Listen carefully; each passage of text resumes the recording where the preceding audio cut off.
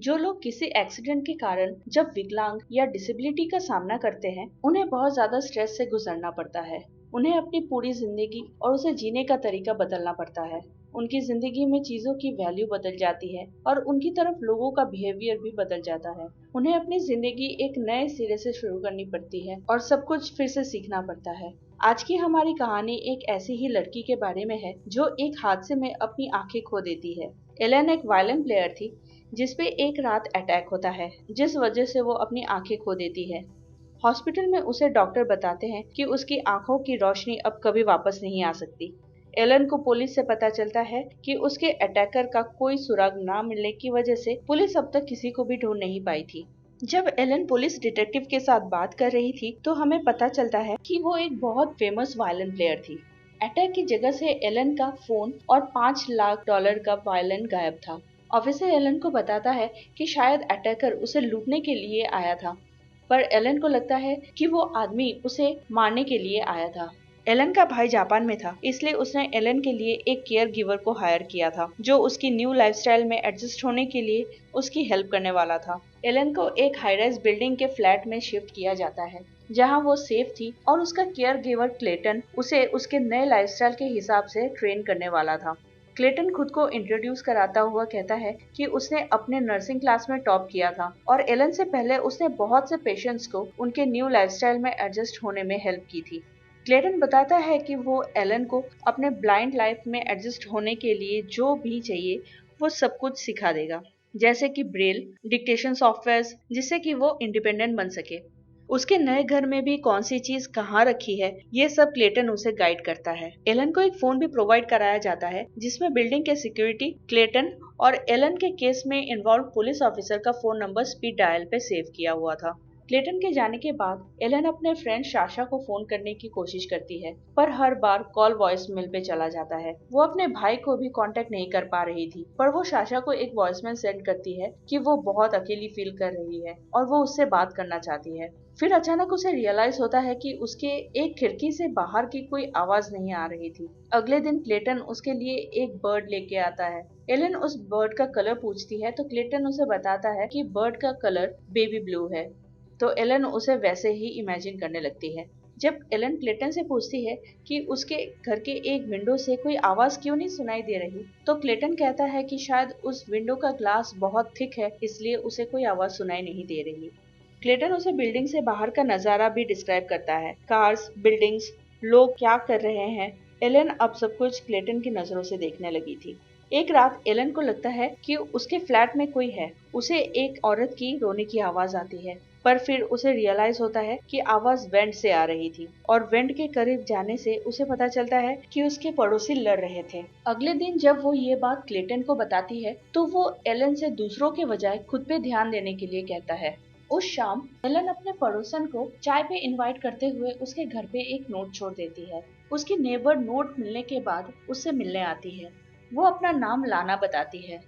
मना करने के बाद भी लाना घर के अंदर ही स्मोकिंग करने लगती है।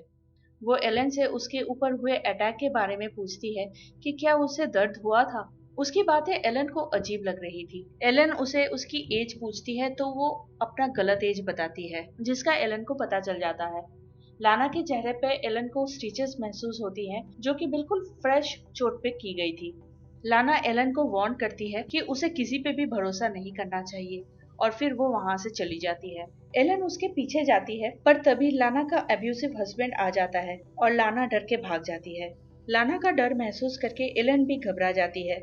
वो क्लेटन को फोन करके बताती है, पर वो कहता है कि वो लाना के हस्बैंड से मिला है और वो बुरा आदमी नहीं है। जब क्लेटन एलन की बात नहीं मानता तो वो पुलिस को फोन करती है। पुलिस डिपार्टमेंट एक ऑफिसर को जांच करने के लिए लाना के घर पे भेजते हैं। बाद में एलन को बताया जाता है कि लाना 48 इयर्स की लेडी है। उसके फेस पे एक बर्थ मार्क का निशान है जो एलन को फील हुआ था और वो अपने घर में बिल्कुल सेफ है। पर एलन को किसी के बातों पे भरोसा नहीं हो रहा था। वो देख नहीं सकती थी, पर वो जो महसूस कर रही थी और जो लोग उसे बता रहे थे वो बिल्कुल अलग था, इसलिए उसे किसी पर भी भरोसा नहीं हो रहा था। एलन नोटिस करती है कि उसके घर में टीवी था, पर उसमें कोई चैनल नहीं आता था। सिर्फ एक विंडो थी जिसमें से बाहर की हवा और आवाज आती थी और दूसरे किसी विंडो से आवाज नहीं आती थी। हर दूसरे दिन एक ही वक्त पे रास्ते पे खड़ी एक कार का अलार्म बज उठता था और ठीक उसी वक्त क्लेटन उसके घर आता था। क्लेटन उसे कहता है कि ये सब एक पैटर्न है और इसमें कुछ भी अजीब नहीं है। एलन क्लेटन पे भरोसा करने लगी थी। एक रात लिफ्ट की आवाज आती है तो एलन को लगता है कि लाना आई है। वो उससे माफी मांगने की कोशिश करती है पर वो उसका हस्बैंड रूसो था जो बहुत गुस्से में था क्योंकि एलन उसके घर के मामले में टांग अड़ा रही थी। रूसो उससे भला बुरा कहता है जिससे वो डर जाती है। थोड़ी देर बाद उससे मिलने क्लेटन आता है और कहता है कि वो अब एलन के केयरगिवर के तौर पे काम नहीं कर सकता क्योंकि वो उससे पसंद करने लगा था। एलन कहती है कि उसे कुछ पता नहीं चल रहा कि उसके आसपास क्या हो रहा है और वो अब पहले से भी ज्यादा क्लेटन पे डिपेंडेंट हो गई है, इसलिए उसको अपना रिलेशनशिप प्रोफेशनल ही रखना चाहिए।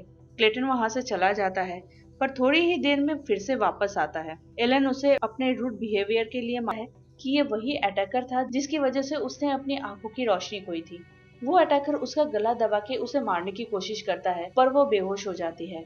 जब उसे होश आता है तो एक मेडिकल ऑफिसर उसे एग्जामिन कर रहा था। एलन उसे अपना गला दिखाती है जहां उसे दर्द हो रहा था पर मेडिकल ऑफिसर को कोई निशान नहीं दिखता। मेडिकल ऑफिसर के वहां से जाते ही क्लेटन वहां आ जाता है। एलन उसे बताती है कि उस पे जिसने अटैक किया था वो वही पहले वाला अटैकर था। क्लेटन उसे कहता है कि वो बहुत ड्रिंक करने लगी थी तो शायद उसे वहम हुआ था कि उस पे अटैक हुआ है और शायद उसने खुद को ही घायल कर लिया था। जब एलन डिटेक्टिव से बात करती है तो वो उसे बताता है कि दरवाजे पे फोर्स एंट्री का कोई निशान नहीं था। एलन उससे कहती है कि क्लेटन जाते हुए डोर लॉक करके गया था और दरवाजा लॉक होने की आवाज उसने सुनी थी और फिर लॉक खुलने की भी आवाज सुनी थी। डिटेक्टिव उसे बताते हैं कि उसका अटैकर और कोई नहीं बल्कि उसकी फ्रेंड साशा थी जिससे वो इतने दिनों से कांटेक्ट करने की कोशिश कर रही थी। पर डिटेक्टिव ये नहीं मानता कि आज की रात उस पर कोई अटैक हुआ था क्योंकि उसने सीसीटीवी फुटेज चेक किया था और उसमें उनको ऐसा कोई अटैकर नहीं दिखा था। एलन अपनी बात समझाने के लिए जो भी कहती, डिटेक्टिव के पास उसे गलत साबित करने का कोई ना कोई तरीका तैयार था। डिटेक्टिव उससे कहते हैं कि अगर क्लेटन उसके साथ नहीं होगा तो उसे सुसाइड वॉच पे डाल दिया जाएगा और ये कह के चला जाता है। अगली सुबह एलन सुसाइड अटेम्प्ट करती है। वो अपने बिल्डिंग के 9th फ्लोर जहाँ वो रहती थी उसके बैल्कनी से नीचे कूद जाती है। 9th फ्लोर से गिर के एलन को मर जाना चाहिए था पर जब उसे होश आता है तो उसे पता चलता है कि वो एक रूम में थी जिसको साउंड प्रूफ किया गया था और इतने दिनों से जो वो ट्रैफिक की और समंदर की आवाज सुन रही थी वो सब एक स्पीकर से आ रही थी। अब एलन को रियलाइज होता है कि इतने दिनों से क्लेटन उससे झूठ कह रहा था कि बाहर कार्स हैं, लोग हैं, बिल्डिंग्स हैं और कौन क्या कर रहा है। वो बैल्कनी से चढ़ के वापस घर के अंदर आ जाती है और भागने की कोशिश करती है पर लिफ्ट ओपन नहीं होता। वो वापस अपने घर के अंदर आ जाती है। फिर अचानक ही लिफ्ट ओपन होता है। एलन को लगता है कि वो क्लेटन है पर वो लाना होती है। वो लाना को अपने घर ले जाती है और पूछती है कि ये कौन सी जगह है क्योंकि वो बैल्कनी से कूद गई थी और उसे पता चल गया था कि ये कोई हाई राइज बिल्डिंग नहीं था और उसे झूठ बोला जा रहा था। लाना कहती है कि दिस इज होम। वो एलन को ज्यादा कुछ बता पाती उससे पहले वहां रूसो आ जाता है और लाना चली जाती है। उनके जाने के बाद तुरंत ही क्लेटन आता है। एलन कहती है कि उसे पता चल गया है कि क्लेटन, डिटेक्टिव, मेडिकल ऑफिसर सब उससे झूठ बोल रहे थे और ये जगह वैसी नहीं है जैसी उसे बताया गया था। क्लेटन उसे कहता है कि उसने एलन की हेल्प करने के लिए उससे झूठ कहा था ताकि उसका रियल वर्ल्ड के साथ ट्रांजिशन इजीली हो सके और ये एक मेडिकल फैसिलिटी थी जहां लाना भी एक पेशेंट थी। आखिरकार एलन को उस पर भरोसा करना पड़ता है पर अब वो क्लेटन से डरने लगी थी।